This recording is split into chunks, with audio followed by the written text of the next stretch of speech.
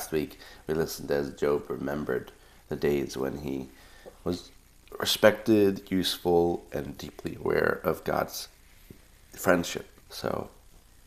But now in chapter 30, he brings us into the reality of his present pain. He's mocked by outcasts, abandoned by God, and emotionally unraveling. So he thinks he's abandoned by God.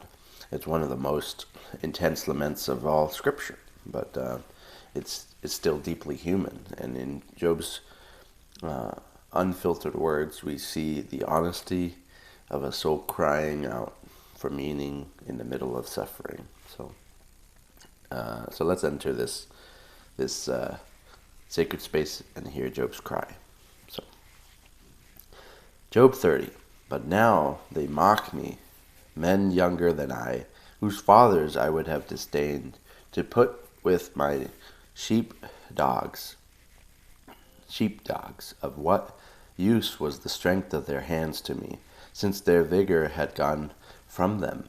Haggard from want and hunger they roamed the parched land in desolate wasteland at night.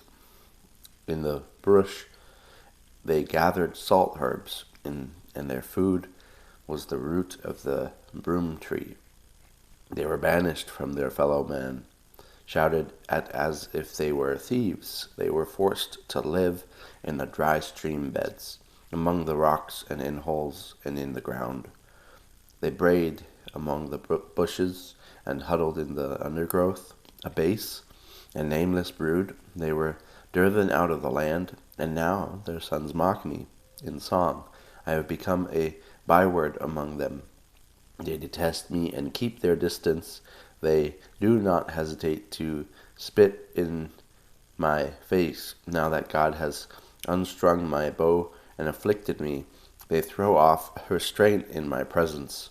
On my right the tribe attacks. They lay snares for my feet. They build their siege ramps against me. They break up my road.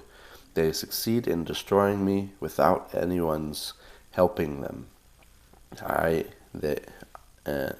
they advance as through a gaping breach amid the ruins. They come rolling in. Terrors overwhelm me. The dignity is driven away as by the wind. My safety vanishes like a cloud. And now my life ebbs away. Days of suffering grip me. Night pierces my bones. My gnawing pains never rest. In his great power, God becomes like clothing to me. He binds me like the neck of my garment. He throws me into the mud, and I am reduced to dust and ashes. I cry out to you, O God, but you do not answer. I stand up, but you merely look at me. You turn on me ruthlessly with the might of your hand, and you attack me. You snatch me up and drive me before the wind. You toss me about in the storm.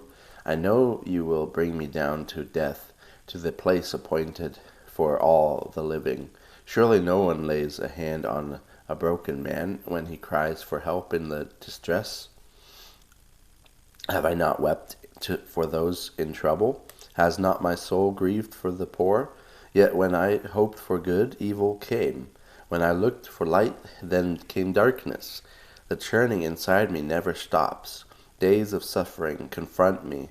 I go about blackened, but not by the sun. I stand up in the assembly and cry for help. I have become a brother of jackals, a companion of owls.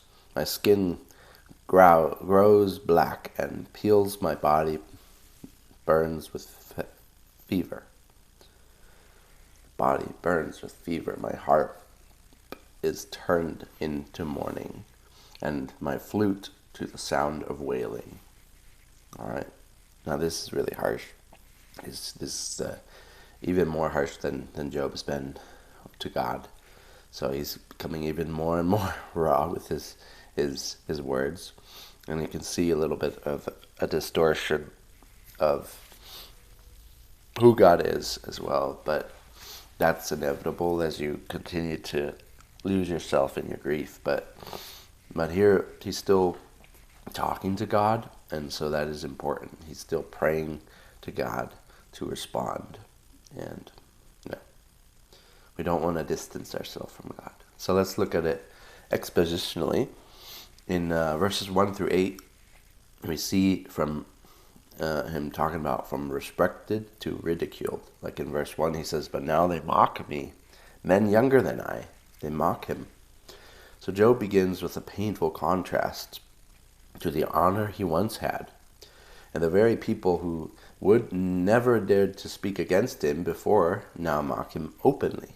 People from the margins of society. So,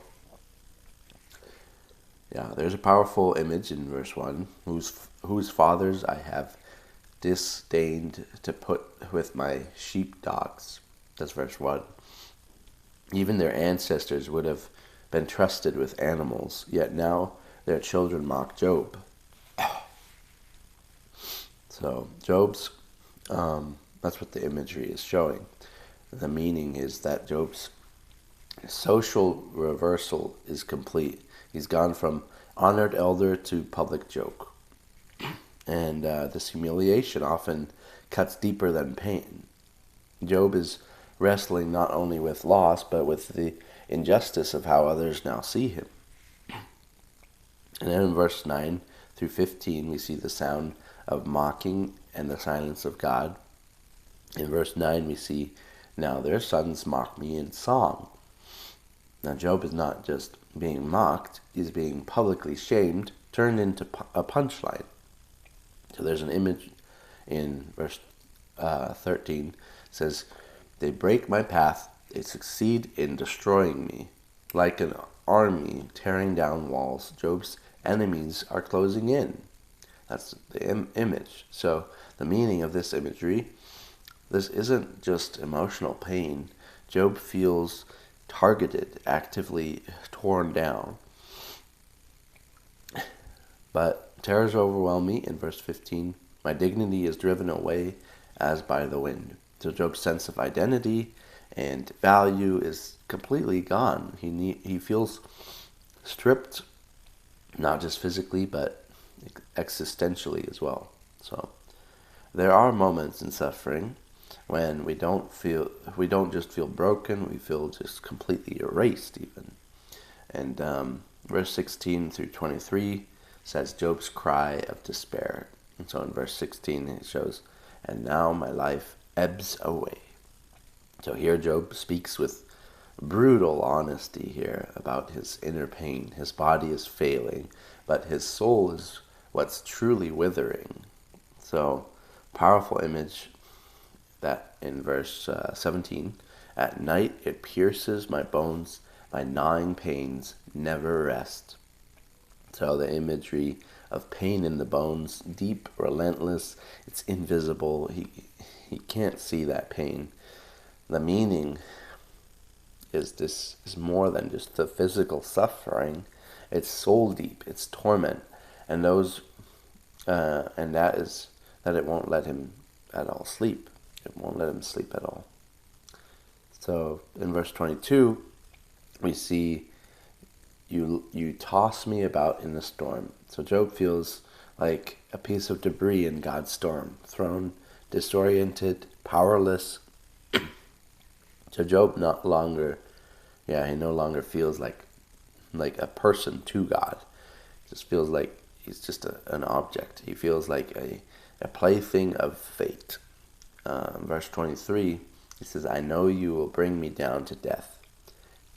So Job speaks not with rebellion here, though, but with resignation, because he knows every man will die, right? He sees no rescue on the horizon. So every person has to die at some point. And so here he's like, well,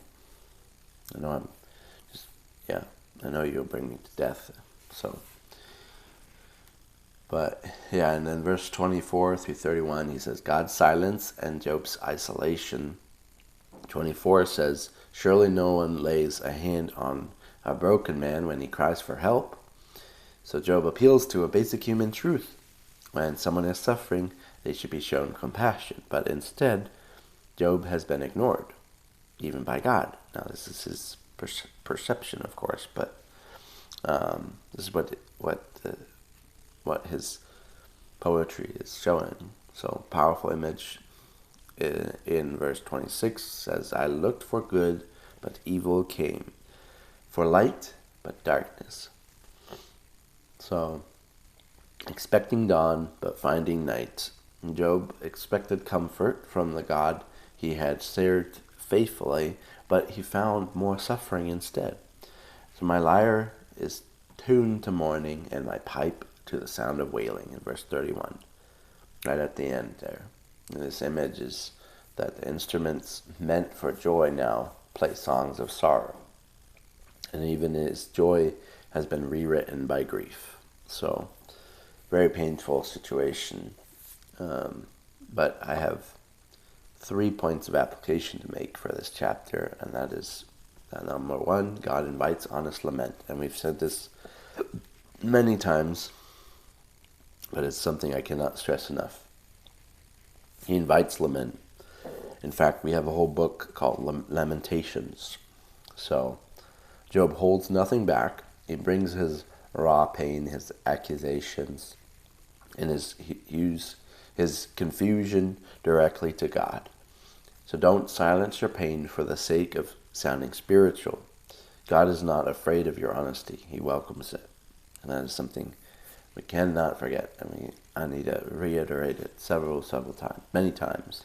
So the second thing is that suffering can bring social isolation, but it doesn't define you. So Job's community turned on him. That pain is real. We cannot ignore that, but it's not the whole story. So if you feel abandoned in your suffering, know that Jesus, who was also mocked and left alone, walks with you. Remember when Jesus was in the Garden of Gethsemane? There was after that actually, when he was getting arrested, all of his disciples, they scattered.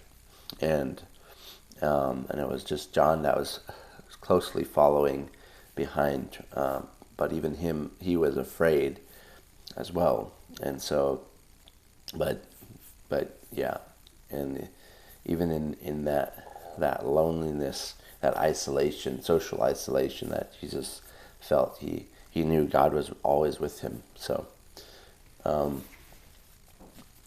there's an example of us that we should cling on to God even when suffering causes us to be isolated from our social circles. So, number 3, our darkness doesn't mean God is gone. Job felt like God had tossed him aside, but we know, in fact, that that's not the whole story. God was still with him, even in this silence. So feelings are real, but they're not always final. When God seems absent, trust that he's still working in ways you can't yet see.